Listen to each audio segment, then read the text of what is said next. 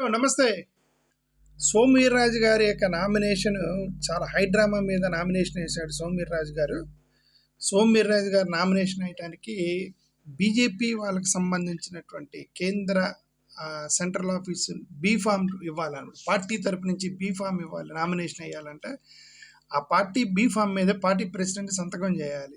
JP Nadda గారి సంతకం ఉండాలి, స్టేట్ ప్రెసిడెంట్ సంతకం కూడా ఉండాలి. రెండు ఉండాలి సంతకాలు బీఫామ్ ఇవ్వాలంటే. కేంద్ర ప్రెసిడెంట్ ఉండాలి, ప్లస్ లోకల్ స్టేట్ ప్రెసిడెంట్ సంతకాలు ఉండాలి. ఓకే, బీఫామ్ మీద. ఇప్పుడు ఆయనకి నామినేషన్ వేయడానికి బీఫామ్ దొరకలే కాబట్టి చాలా టెన్షన్ మీద నానా కష్టాలు పడి 3 ఫ్లైట్లలో పేపర్ని ట్రాన్స్పోర్ట్ చేసి ఒక స్పెషల్ ఫ్లైట్లో పేపర్ తీసుకొచ్చేసి కేవలం పేపర్ వచ్చింది ఒక స్పెషల్ ఫ్లైట్లో నామినేషన్ అనేది. నాకు తెలిసిన వరకు ఇంత టెన్షన్తో కూడిన నామినేషన్ అది సోమవీర్రాజు గారే వేశారు నిన్న, చాలా టెన్షన్తో. ఓకే, ఎందుకంటే 3 గంటలకల్లా లాస్ట్ డేట్, 3 గంటలకల్లా నామినేషన్ ఫైల్ చేయాలి. సో ఈ బీఫామ్ లేదు. పురంధేశ్వరి గారు ఢిల్లీలో ఉన్నారట, జేపీ నడ్డా గారు ఢిల్లీలో ఉన్నారు. ఇక్కడ ఆంధ్రప్రదేశ్లో ఆయనకి బీఫామ్ ఇచ్చేవాళ్ళు లేరు. సరే, తెలంగాణ ఆఫీస్ నుంచి బీఫామ్ తెప్పించి అక్కడ వేద్దామని చెప్పి వీళ్ళు తెలంగాణ హైదరాబాద్ వెళ్ళారు. హైదరాబాద్ వెళ్తే అక్కడ హైదరాబాద్లో బీఫామ్ ఉంది, జేపీ నడ్డా గారు సైన్ చేసినటువంటి బీఫామ్ ఉంది హైదరాబాద్లో.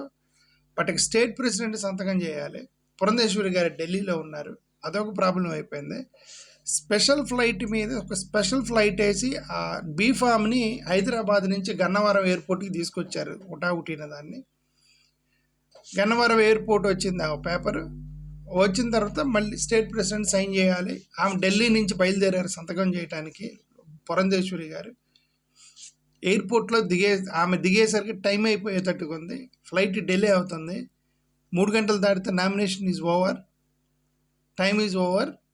సో అప్పుడప్పుడు కేంద్రంలో ఉన్నటువంటి జేపీ నడ్డా గారి ఆఫీస్ నుంచి ఇక్కడ రాజు అనేటువంటి ఒక ఇన్ఛార్జికి ఆథరైజేషన్ ఇచ్చి సైన్ చేయమని అప్పటికప్పుడు ఒక ఆథరైజేషన్ లెటర్ పంపించి రాజు అనేటువంటి ఒక ఇన్ఛార్జ్ సంతకం చేయించి ఫైనల్లీ నామినేషన్ ఫామ్స్ చేశారు సోమవీర్రాజు గారు.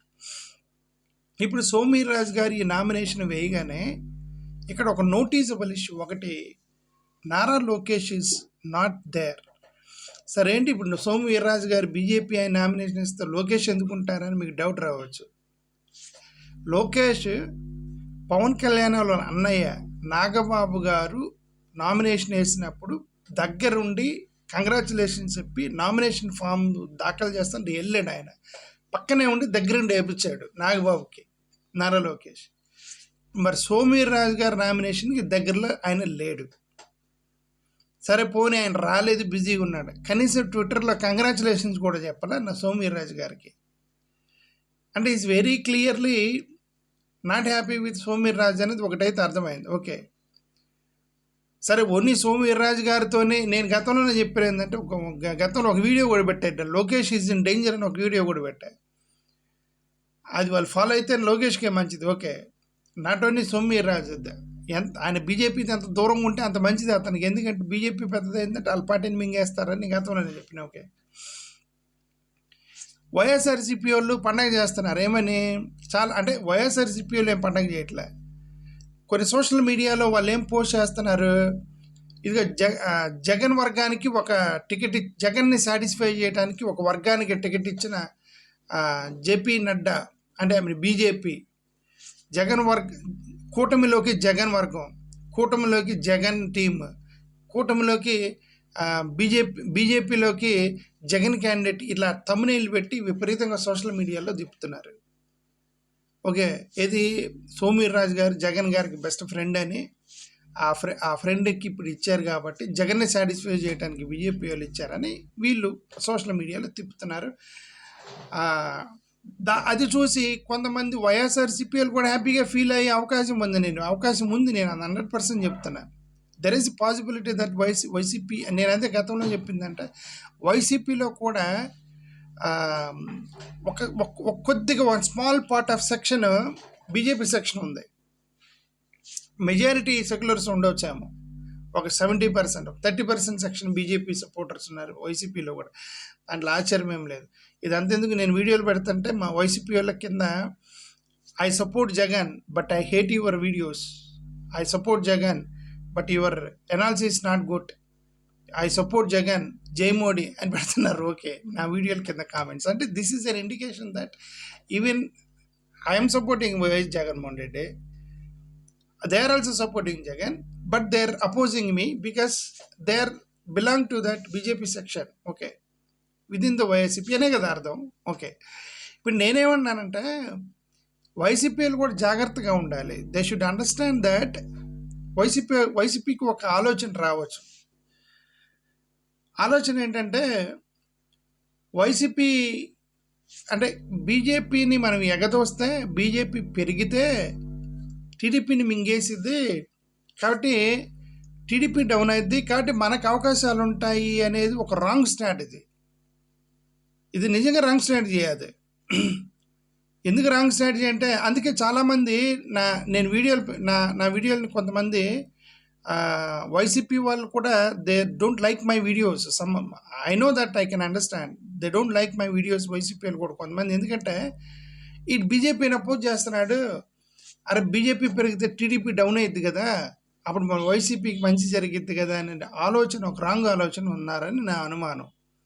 But you should understand that wear ever BJP gross the Congress emerges. Remember this, wear ever BJP becomes stronger the Congress is becoming stronger. మీరు ఒకసారి చరిత్రలోకి వెళ్ళి చూసుకోవాలి. నేను గతంలో ఒక Nara Lokesh is in danger అని ఒక వీడియో పెట్టిన. అక్కడ ఆ వీడియోలో మొత్తం చెప్పి ఎక్కడెక్కడైతే బీజేపీ స్లోగా ఆ రీజనల్ పార్టీతో పొత్తు పెట్టుకొని వాళ్ళని డౌన్ చేసి వాళ్ళు ఎట్లా పైకి వచ్చారనేది కొన్ని ఎగ్జాంపుల్స్ చెప్పా. ఆ వీడియోలో ఇది మర్చిపోయాను యాక్చువల్గా. ఎక్కడెక్కడైతే బీజేపీ ఎమర్జ్ అయిందో అక్కడ రీజనల్ పార్టీస్ కంటే ఫాస్టర్గా కాంగ్రెస్ గ్రో అయింది. ఇప్పుడు ఫర్ ఎగ్జాంపుల్ కర్ణాటక, మొన్న ఢిల్లీలో ఎలక్షన్ జరిగాయి. ఢిల్లీలో కాంగ్రెస్కి ఒక సీట్ కూడా రాల. But remember they increased vote share to 6%. ఎందుకు 6%? ఆమ్ ఆద్మీ పార్టీ 15 సంవత్సరాలు గవర్నమెంట్లో ఉండి కాంగ్రెస్కి అసలు అక్కడ ఆల్మోస్ట్ జీరో అయినటువంటి కాంగ్రెస్ 6% ఓట్ షేర్ పెంచుకుంది. ఎందుకు పెంచుకుంది అంటే బికాజ్ బీజేపీ గ్రోన్. ఎక్కడ బీజేపీ పెరుగుతుందో ఆల్టర్నేటివ్గా కాంగ్రెస్ వైపు చూస్తారు మైనారిటీస్ అక్కడ. ఎందుకంటే బీజేపీని గట్టిగా ఎదుర్కోగలిగినటువంటి కెపాసిటీ కాంగ్రెస్కే ఉంది అనేటువంటి ఆ ఆలోచనలోకి నేషనల్ పార్టీ, ఇది నేషనల్ పార్టీ అనే ఆలోచనలోకి మైనారిటీస్ వెళ్తారు. బీజేపీ గ్రో అయిందంటే బీజేపీ మహారాష్ట్రలో మన ఎన్నికలు జరిగింది, కాంగ్రెస్ అసలు ఆల్మోస్ట్ మహారాష్ట్రలో ఉండదు. అక్కడ ఓన్లీ ఎన్సీపీ స్ట్రాంగ్గా ఉండేది. మన లోక్సభ ఎలక్షన్స్ కూడా ఎన్సీపీ ఓట్ షేర్ పెంచుకుంది, కాంగ్రెస్ కంటే ఫాస్ట్గా పెంచుకుంది. ఇది లోక్సభ ఎలక్షన్స్లో అక్కడ కాంగ్రెస్కి ఫేవరబుల్గా ఓట్లు పడ్డాయి లోక్సభలో, మహారాష్ట్రలో. బట్ వేరే అసెంబ్లీ సీట్లకు వచ్చేసరికి బీజేపీ గవర్నమెంట్ ఫామ్ చేసింది మహారాష్ట్రలో. అక్కడ బీజేపీ ఫామ్ చేసినప్పుడు ఎన్సీపీ ఓట్లు పడిపోయినాయి, కాంగ్రెస్ ఓట్లు పెరిగినాయి. అంటే ఏంది, wherever the BJP gross the Congress is simultaneously growing. ఎందుకంటే దీనికి ఆల్టర్నేటివ్గా కాంగ్రెస్ని చూస్తున్నారని అర్థం. దాన్ని మనం అర్థం చేసుకోవాలి. కర్ణాటక గవర్నమెంట్ ఉంది, కర్ణాటకలో కూడా బీజేపీ గవర్నమెంట్ ఫామ్ చేసింది, నెక్స్ట్ కాంగ్రెస్ అధికారంలోకి వచ్చింది. ఇది అయిపోయింది. జేడీఎస్ ఏదో ఉంది కదా, జేడీయూ అది వాళ్ళది, దేవగౌడ వాళ్ళది అయిపోయింది. Congress became the leader. ఇదంతా ఎందుకు, మన తెలంగాణలో కాంగ్రెస్ని కేసీఆర్ ఆల్మోస్ట్ కేసీఆర్ మింగేశాడు ఆల్మోస్ట్. కాంగ్రెస్ లేదండి తెలంగాణలో అనుకున్నారు అంతా. ఇది జీరో చేసేసాడు ఎందుకు కేసీఆర్ అనుకున్నాం. ఎందుకంటే ఆ ఎమ్మెల్యేలు మొత్తాన్ని తీసుకొని విలీనం చేశాడు KCR. But Congress government form అయింది. ఎందుకు కాంగ్రెస్ గవర్నమెంట్ ఫామ్ అయింది? Of course we should appreciate Revanth Reddy efforts. Revanth Reddy గారి ఎఫర్ట్ మనం అండర్మైన్ చేయకూడదు. మంచి ఎఫర్ట్స్ పెట్టాడు రేవంత్ రెడ్డి గారు. దాంతోపాటు BJP BJP is growing in Telangana. Wherever BJP is growing, Congress will be ఆల్టర్నేటివ్గా వాళ్ళు భావిస్తారు మైనారిటీస్. సో ఇది డేంజర్ టు వైఎస్ఆర్సీపీ. వైఎస్ఆర్సీపీ వాళ్ళు మనం బీజేపీని పెంచుతాము, అది టీడీపీని మింగేసిద్ది, కాబట్టి మనకి అడ్వాంటేజ్ వచ్చిందని ఒక రాంగ్ స్ట్రాటజీ అది. మీరు బీజేపీని పెంచితే ఆటోమేటిక్గా కాంగ్రెస్ పెరిగితే వైసీపీ దెబ్బతినేది. ఆ సింపుల్ లాజిక్ మిస్ అవుతున్నారు వైఎస్ఆర్సీపీ వాళ్ళని నా అనుమానం. ఓకే, అది దట్స్ వాట్ ఐ సే. ఎక్కడెక్కడైతే రీజనల్ పార్టీస్ పెరుగుతాయో అక్కడ కాంగ్రెస్ దెబ్బతినేది. అసలు రీజనల్ పార్టీస్ అన్నీ కూడా చరిత్రలో కాంగ్రెస్ నుంచి చీలు వస్తున్నాయి. ఎక్కడైనా ఒక రీజనల్ పార్టీ ఎమర్జ్ అయిందనేది కాంగ్రెస్ నుంచి చీలే వస్తుంది. కాబట్టి ది బిగ్గెస్ట్ విక్టిమ్ ఎవరంటే కాంగ్రెస్ రీజనల్ పార్టీస్ వచ్చినప్పుడు. బట్ ఎక్కడెక్కడైతే BJP becoming stronger, the Congress is the gainer. Congress vote share పెంచుకుంటూ వస్తుంది. దట్ సింపుల్ లాజిక్ వైఎస్ఆర్సీపీఎల్ మిస్ అవ్వకూడదు. కాబట్టి if BJP becomes bigger, TDP will be the loser. So Lokesh distance maintain చేయటం better. అలాగని చెప్పి వెనక వైసీపీ వాళ్ళు బీజేపీని ఐ మీన్ ఎంకరేజ్ చేయటం కూడా వైసీపీకి నష్టం. ఎందుకంటే that's what again I'm saying. If BJP gross stronger, the minorities and the all the anti-BJP people, they think Congress is the better alternative to counter BJP.